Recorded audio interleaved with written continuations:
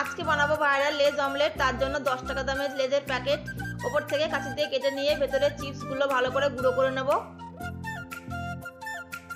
ওই লেজের প্যাকেটের মধ্যে টমেটো কুচি, কাঁচা লঙ্কা কুচি, পেঁয়াজ কুচি, ধনেপাতা কুচি, একটা ডিম ফাটিয়ে দিয়ে 1 চামচ মতো চাট মশলা, পরিমাণ মতো লবণ, চিলি ফ্লেক্স দিয়ে ভালো করে মাখিয়ে নিয়ে প্যাকেটটাকে মুড়ে প্যাকেটের ওপরে 3টে ক্লিপ দিয়ে 10 মিনিট মতো গরম জলের মধ্যে সিদ্ধ করে নেব।